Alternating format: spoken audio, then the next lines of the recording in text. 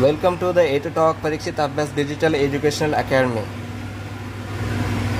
In this lecture, we are going to discuss the important questions for the English 258 third year BA, which is going to be happen in tomorrow. तर आपण यामध्ये इंग्लिशचे important question discuss करणार आहोत जे उद्याच्या पेपरमध्ये येऊ शकतात.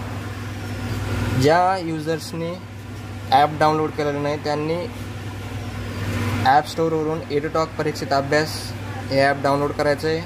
ॲपल युजर्सने डिस्क्रिप्शनमधील लिंकवरून ते डाउनलोड करायचं आहे आणि आपले यूट्यूब चॅनल परीक्षित अभ्यास A2Talk याला सबस्क्राईब करायचं आहे आणि जास्तीत जास्त शेअर करायचा आहे. यामध्ये सर्व टिप्स आणि इम्पॉर्टंट क्वेश्चन्स आणि डाऊट्सचं निवारण केलं जातं. संध्याकाळी 9:30 वाजता लेक्चर रेग्युलरली अपलोड होत असतात किंवा लाईव्ह होत असतात. तरी त्या सर्वांनी पेपरच्या आधी ते बघायचे असतात.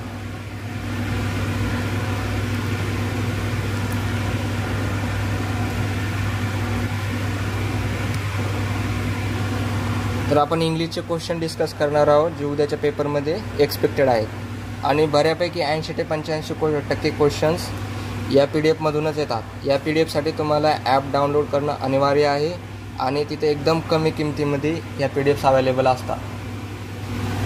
एकदम म्हणजे 70 किंवा 100 रुपयामध्ये तुम्हाला पूर्ण सब्जेक्ट्स कवर करून होतात आणि ते सर्व कोणी पण अफोर्ड करू शकतं अशा प्राईजमध्येच ते ठेवलेले असतात. तरी सर्वांनी या PDF साठी ॲप डाउनलोड करून तिथील कोर्समध्ये एनरोलमेंट करायचं आहे. तर आपण इंग्लिश 258 थर्ड इयरचे BAचे इम्पॉर्टंट क्वेश्चन जे उद्या पेपरमध्ये 100% येणार याचं डिस्कशन करून घेऊ. What are the characteristics of a lyric. आता या क्वेश्चनमध्ये लिरिक्सविषयी विचारलेलं आहे. लिरिक्स म्हणजे जे गाण्याचे बोल असतात जे लिहिले जातात त्याच्याविषयी. कॅरेक्टरिस्टिक्स म्हणजे त्याची लक्षणे किंवा लिरिक्स कसे असतात त्याचं स्वरूप कसं असतं याविषयी विचारलेलं आहे. यामध्ये आपण मनाने लिहायचं आहे. इतके काही गरज नाही तुम्हाला प्रत्येक वेळेस सगळा क्वेश्चन किंवा कोणताही क्वेश्चन बुक्समधूनच लिहिला जाऊ शकतो. एकदम नॉर्मल क्वेश्चन असतात, जनरल क्वेश्चन असतात जे तुम्ही तुमच्या नॉलेजच्या बेसिसवर पण सॉल्व करू शकता. Okay. What is alliteration, explain with example. Alliteration अलंकाराचा एक प्रकार आहे ज्यामध्ये रिपिटेशन होत असते. रायमिंग सारखंच असते पण ज्याच्यामध्ये काही शब्दांचं रिपिटेशन होत असतं. आता हे थोडंसं ग्रामर थोडं माहीत पाहिजे आणि ऑरमध्ये क्वेश्चन असतात त्यामुळे इतकं भिण्याची गरज नाही जर एखादा क्वेश्चन येत नसला तरी पण. What is rhyme. आता रायमिंग स्कीम असते. प्रत्येक पोएममध्ये एक रायमिंग स्कीम असते ज्यामुळे एक साऊंड तयार होतो आणि ज्याला मराठीमध्ये यमकता म्हणतात ना, की एक साऊंड मॅच होत असतो प्रत्येक वाक्यामध्ये. तर ती स्कीम त्याच्याविषयी क्वेश्चन आहे. What is stanza. स्टांजा म्हणजे कडवा पूर्ण. जसं कविता एक कडव्यांची बनलेली असते, एक चॅप्टर पॅरेग्राफचा बनलेला असतो.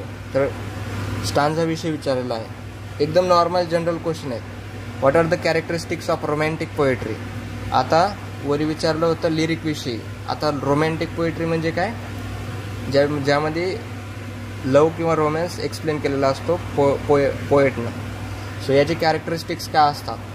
एक तर त्यामध्ये इंटेन्सिटी ऑफ लव, रिलेशनशिप याविषयी डिस्कशन केलेलं असतं किंवा त्याच्या इमोशन्स याविषयी आपण रोमॅन्टिक पोएट्रीमध्ये फील करू शकतो. सो याविषयी लिहायचं आहे. असे 4-5 कॅरेक्टरिस्टिक्स एका पेजवर बसतात आणि आपल्याला एकच पेज भेटतो आन्सर रायटिंगसाठी. त्यामुळं आरामात आपण लिहू शकतो.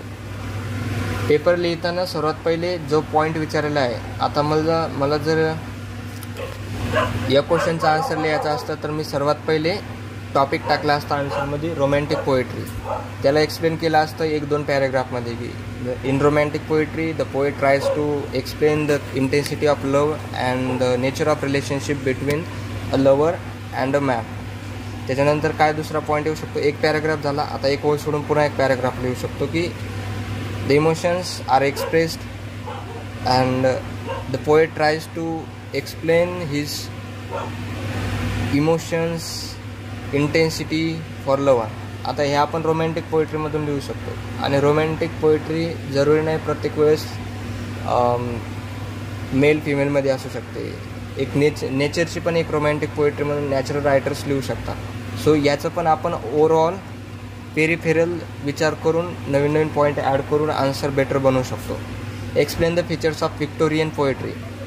व्हिक्टोरियन पोएट्री म्हणजे ज्याच्यामध्ये आपण विजय किंवा याच्याविषयी आपण एक्सप्लेन करतो की एखादा विजय झाला, एखादा राजा जिंकला, तर त्याच्यासाठी लिहिलं गेलेलं poetry.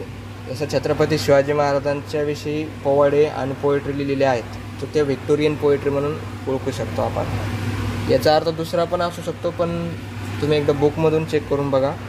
What is modernist style. आता मॉडर्निस्ट आणि मॉडेस्ट.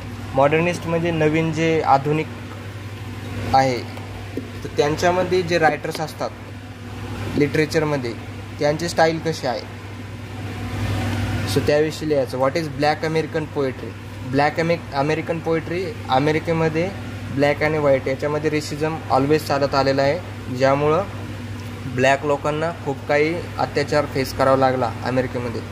त्यामुळे त्यातील रायटर्सनी त्या लोकांचं दुःख, वेदना किंवा त्यांचा स्टँड मांडण्यासाठी जी पोएट्री लिहिली गेली त्याला ब्लॅक अमेरिकन पोएट्री असे म्हणतात. सो याच्याविषयी तुम्ही नॉर्मल शब्द समजून, क्वेश्चन समजून स्वतः मनानं लिहू शकता.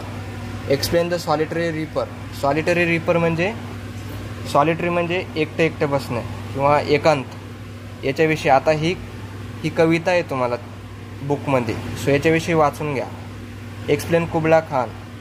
ही पण एक पोएम आहे, ती पण तुम्ही चेक करून बघा. आणि सेम हे दोनच क्वेश्चन येते. जर पोएमविषयी रिपीट झाले क्वेश्चन तर यापैकीच येईल. सो तुम्ही दुसरं काही बघायची गरज नाही. तुम्ही हे 2-3 जे काही एक्सप्लेन केलेल्या इथं क्वेश्चन आलेले आहेत तेवढेच बघून घ्या फक्त. Explain to a skylark. आता हे पण एक पोएम आहे किंवा चॅप्टर असू शकतो, याच्याविषयी तुम्ही बुकमधून एकदा रीड करून घ्यायचं आहे. हो स्टोरेज डज द पोएम ला बेले डेम सॅन्स मर्सी नरेट. सो ही एक पोएम आहे बुकमध्ये, तर कोणाची स्टोरी एक्सप्लेन करते ते पाहून घ्यायचं आहे. डॉ कॅरेक्टर स्केच ऑफ युलिसेसचं कॅरेक्टर स्केच म्हणजे त्याच्याविषयी माहिती लिहायची, त्याच्याविषयी जे डिस्कशन केलं गेलेलं आहे चॅप्टरमध्ये, त्याचं कॅरेक्टरिस्टिक्स कसे होते किंवा त्याचं प्रोफेशन काय होतं, त्याच्याविषयी जे काही लिहिलेलं आहे चॅप्टरमध्ये त्याचं आपल्याला डिस्कशन करायचं आहे. थोडं जरी माहीत असलं तरी आपण पूर्ण पेपर सॉल्व करू शकतो. अजूनही याचे इम्पॉर्टंट क्वेश्चन्स आहेत, हे तुम्हाला ॲपमध्ये मिळून जाते. सर्वांनी ॲप डाउनलोड करायचं आहे, प्ले स्टोअरवर जायचं, एटूटॉक परीक्षेचा अभ्यास ॲप डाउनलोड करायचं आहे, यूट्यूब चॅनल सबस्क्राईब करायचं आहे. ॲपल युजर्सनी डिस्क्रिप्शनमधल्या लिंकवरून डाउनलोड करायचं आहे. थँक्यू.